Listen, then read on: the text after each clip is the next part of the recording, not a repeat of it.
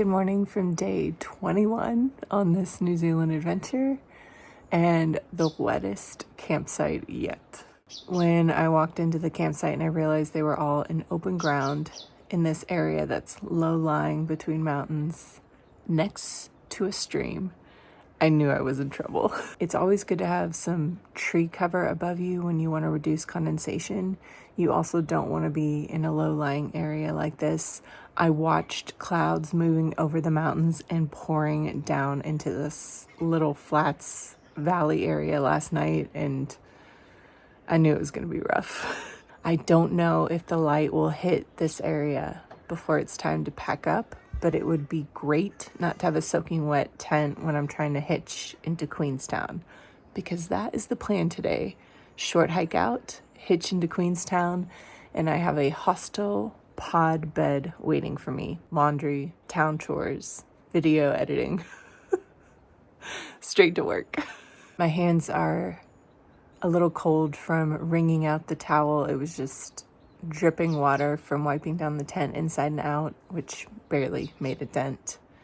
I will say the condensation is definitely more of a concern as the nights and mornings get colder.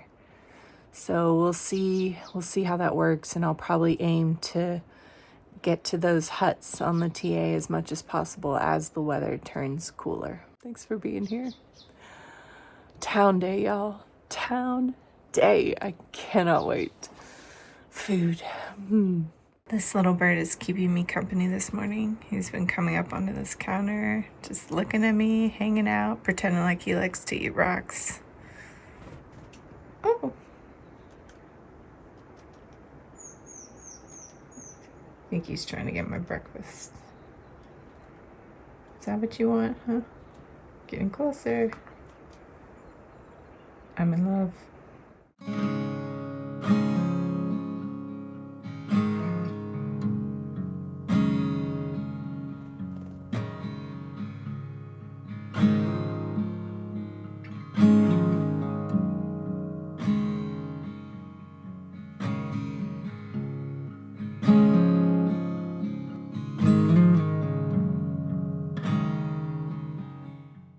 Well, the sunshine hit our little campsite area. I decided it's worth it to wait like an hour for my tent to dry and my quilt to dry out, because my quilt was also soaked. I am just standing here soaking in the sunshine a little bit myself, looking up at the mountains, and I was so excited to get to town, but there's a part of me that's feels like I'm having to rip myself away from this land and these mountains. The Routeburn has been an interesting experience. It's been breathtaking. The trail was more challenging underfoot as far as for me with my knees, like the rocks, and that summit climb that I did yesterday was not crazy, but kind of crazy. There are so many people. It feels a lot more manicured and touristy, and I find a part of me is yearning for the quiet of the Te Araroa, and even sort of the ruggedness of the TA. I think it will be nice to get back on, even though I know my mind and my body need some rest after this 7-day stretch. Today is day 7 out in the backcountry, day 7 without phone service, day 7 of a food carry, which of course now is almost nothing, but what an experience the past week has been. And it's officially 3 weeks into this. I have feelings, I have thoughts. Yeah.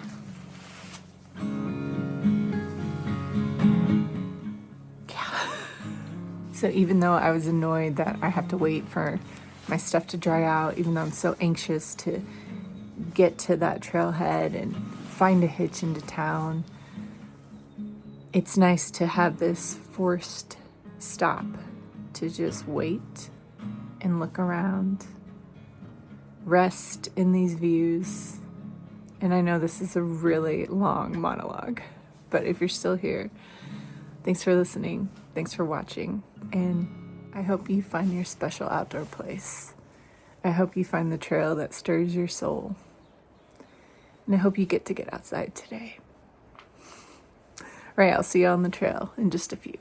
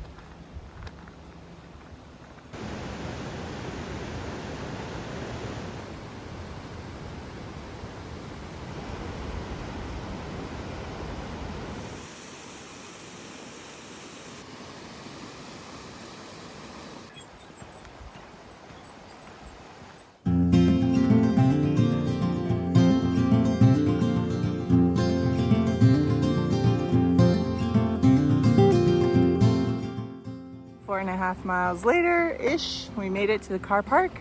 And now the challenge of being awkward and weird and getting a hitch into Queenstown. Wish me luck.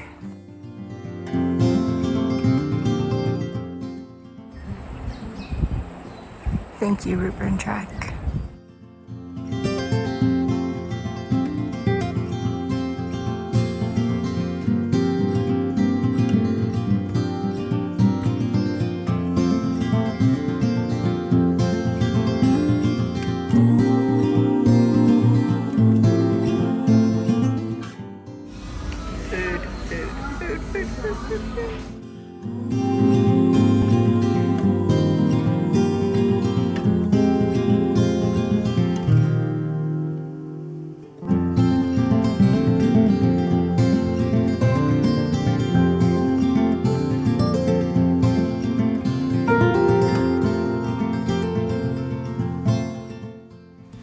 These are a bunch of clothes that people left, so I'm using them as loaner clothes while my laundry is drying. Awesome, awesome hostel.